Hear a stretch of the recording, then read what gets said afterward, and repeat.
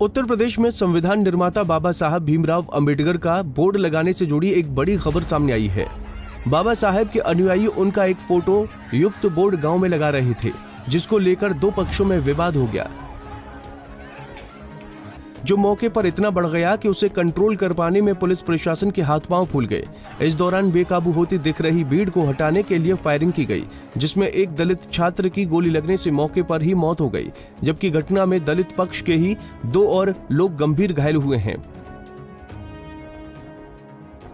इस घटना के विरोध में मृतक छात्र के परिजनों ने बाबा साहब भीमराव अंबेडकर के चित्र के नीचे छात्र के शव को रखकर प्रदर्शन किया। परिजनों का आरोप है कि छात्र की मौत पुलिस की गोली लगने से हुई है। फिलहाल घटना के दोषी अधिकारियों के खिलाफ मुकदमा दर्ज कराने को लेकर ग्रामीण अड़िग हैं, जिससे ये मामला गरमा गया है और दलित नेता न्याय की मांग को लेकर प्रकरण में कूद गए हैं। आइए सुनाते हैं घटना पर मृतक के भाई ने क्या बताया। इनकी देन है आज, अगर मैं कुछ बन सकता हूँ तो इन्हीं की देन है। हाँ। अगर ये कमांडो इतने लोग आए हैं तो इन्हीं की देन है, सब बाबा साहब की देन है यहाँ पर। और यहाँ पर हमने वोट गाड़ दिया, हमारे विपक्ष गंगवार बहुत लोग हैं, मैं एक एक करके नाम नहीं गिना सकता आपको, ठीक है। यहाँ पर आज एसडीएम पता ना कौन कौन आई थी, मैं रिक्शा चला रहा था, मैं रिक्शा चला के आया जैसी घर, मेरे रास्ते में खबर पड़ी मेरा भाई एक्सपायर हो गया। मुझे इतना दुर्भाग्य की बात हुई मैं कुछ कह नहीं सकता, मैं चक्कर आने लगे, मैं फिर भी घर तक। गोली चलाई किसी ने? हाँ मैं बता रहा हूँ, मैं घर तक आया, मुझे घर यहाँ पर मिली। यहाँ पर सीधे 2 लोग पुलिस वाले, एक का नाम आदेश चौहान, एक का नाम ऋषिपाल, हमारी चौकी पे रहते हैं। इन्होंने ऊपर चढ़े और यहाँ पर गंगवारों के कहनों से शूटिंग उन्होंने स्टार्ट कर दी। बेहिसाब दे दनादन फायरिंग की है उन्होंने, जिसमें मेरे एक भैया घायल खत्म हो गए। यहाँ पर सुमेश कुमार इसका नाम है, इसके पापा का नाम श्रीकेंद्र लाल, एक मेरा पड़ोसी अमित, एक मेरा भैया अमित है और एक मेरा पड़ोसी गांव का मेरी कास्ट का है, उसके भी गोली लगी है। 3 लोग इसमें, 2 घायल हुए, एक मेरा भैया एक्सपायर हो गई है। और हमारे पास ना कोई जमीन ना कोई कुछ, रिक्शा चलाकर हम अपना पेट पालते थे। और आज भी आप मेरे घर जाके देख लो, रिक्शा खड़ी है, मैं अभी भी रिक्शा चला के आ रहा था, रास्ते में मुझे ये मिली बात। दलित छात्र की गोली लगने से मौत होने की घटना वेस्ट यूपी के रामपुर जिले की है। रामपुर के मिलक थाना क्षेत्र में गांव सिलई बाड़ा है, जहां भूमि के एक टुकड़े पर बाबा साहब अंबेडकर के चित्र का बोर्ड लगाने पर गांव के दूसरे पक्ष ने विरोध किया, जबकि गांव का दलित समाज बाबा साहब अंबेडकर के नाम से पार्क बनाकर उनकी मूर्ति लगाना चाहता है। इसी को लेकर गांव में विवाद हो गया। सूचना मिलते ही पुलिस प्रशासन के आला अधिकारी दल बल के साथ सिलाई बड़ा गांव पहुंचे। मामले को शांत कराने का प्रयास किया गया, मगर इस बीच घटना से जुड़ा एक वीडियो सोशल मीडिया पर वायरल हुआ, जिसमें पुलिस वाले दलित पर लाठीचार्ज और पथराव करते हुए नजर आ रहे हैं। हालांकि इस वीडियो की पुष्टि पंजाब केसरी टीवी नहीं करता है। इसके बाद पुलिस प्रशासन की मौजूदगी में मौके पर गांव का माहौल गर्मा गया और फिर विवाद बवाल में बदल गया, जिसमें हुई फायरिंग से 10वीं में पढ़ने वाला दलित छात्र सोमेश की गोली लगने से मौत हो गई, जबकि दलित समाज के 2 लोग घायल हैं। आइए सुनाते हैं इस घटना पर मुरादाबाद मंडल आयुक्त ने क्या कहा। दरअसल यहाँ पे खाद के गड्ढे की एक ज़मीन थी, जिसको बीच में पाट कर समतल किया गया और उसके बाद वहाँ पर यहाँ पे लोगों की मांग थी कि यहाँ अम्बेडकर जी की प्रतिमा स्थापित की जाए या पार्क बनाया जाए। उसको लेकर शिकायत हुई थी, जिसपे प्रशासन ने यहाँ पर कार्रवाई के लिए भेजा था और वहाँ पर क्या घटना हुई इन सब की जाँच होगी। लेकिन इस बीच में जैसा कि तहरीर भी दिया है परिवार ने कि गोली चली और उसमें एक बच्चे की मृत्यु हो गई।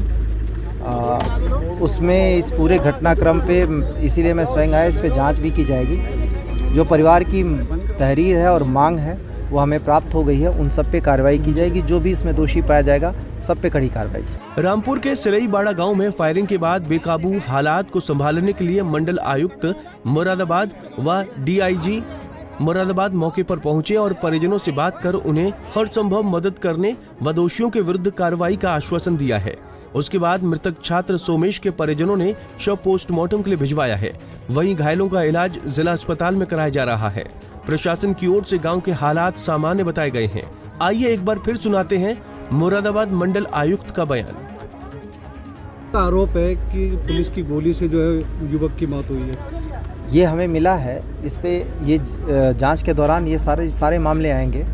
जो भी दोषी होगा उसको छोड़ा नहीं जाएगा, बख्शा नहीं जाएगा। तो घायल भी कुछ लोग हैं? हाँ, 2 लोग घायल, 2 लोगों के घायल होने के भी है, उनको हॉस्पिटलाइज कर दिया गया है और परिवार को एश्योर किया गया है, परिवार मजदूर परिवार है, उसको आश्वासन दिया गया है कि जो भी समुचित सहायता होगी उनको हम प्रदान करेंगे। गांव में स्थिति कैसी है? ठीक है, गांव में स्थिति बहुत ख़राब नहीं है, सब कुछ सामान्य है और अब इसके बाद और भी सामान्य हो जाएगी। जो चीज़ें हम उस पर कार्रवाइयाँ करेंगे उसके बाद सब सामान्य हो जाएगा। अच्छा सर, परिवार के लोगों को कहना है कि परिवार को एक व्यक्ति को कोई सरकारी नौकरी दी जाए। देखिए, वो मांग तो उनकी सारी है, हमने कहा है कि सब पे विचार करेंगे और जो सबसे पहली ज़रूरत अभी ये है कि जो डेड बॉडी है उसका पोस्टमार्टम हो, घटना कम से कम ये पता चले कि क्या हुआ है, किस तरीके से हुआ है, इसकी जांच भी हो।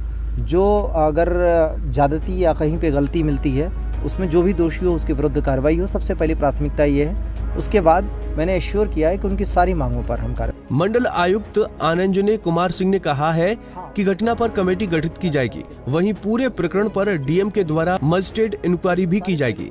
जांच में सारे पहलू को देखा जाएगा कि आखिर क्यों ये घटना घटित हुई है और इसमें कौन दोषी है। उन्होंने कहा कि मृतक छात्र की पोस्टमार्टम रिपोर्ट आने के तत्काल बाद कार्रवाई शुरू हो जाएगी।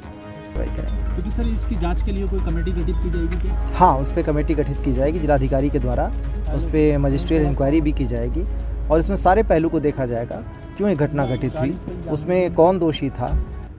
उन लोगों ने भी लिख के दिया है कि उस खाद के गड्ढे की ज़मीन थी, तो खाद के गड्ढे की ज़मीन पे क्यों इस तरीके का मसला आया, इन सारी चीज़ों को हम देखेंगे। ठीक है सर, फिलहाल सर क्या एक्शन लिया गया सर?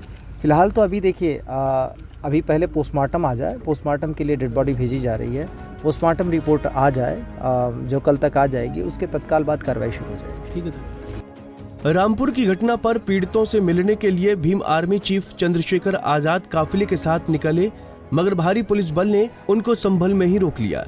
फिलहाल उनको संभल के निरीक्षण भवन में कड़ी पुलिस निगरानी में नजरबंद किया गया है। इस दौरान उनके आधिकारिक ट्विटर हैंडल से एक मार्मिक पोस्ट की गई है जिसमें चंद्रशेखर आजाद ने हाथरस याद आने की बात लिखी है।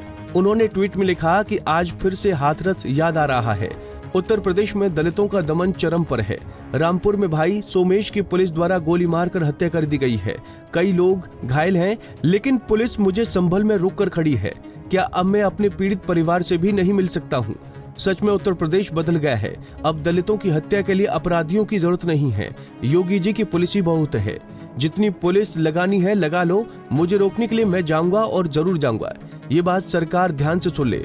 मुख्यमंत्री योगी आदित्यनाथ जी बताएं, दलितों की हत्या कब बंद होगी उत्तर प्रदेश में? भाई ये गेट हम लोग इसको तोड़ भी सकते हैं, हम संविधान को हाथ में नहीं लेना चाहते, वरना इस गेट को भी हम लोग जो है तोड़ सकते हैं। आप अंतिम दर्शन भी नहीं करने दे रहे हो। ये उत्तर प्रदेश पुलिस या इनकी संवेदना मर गई है कि मैं अपने भाई के अंतिम दर्शन भी नहीं कर सकता हूँ। इतना जुल्म किस काम के लिए? क्या ये सरकार परमानेंट रहेगी?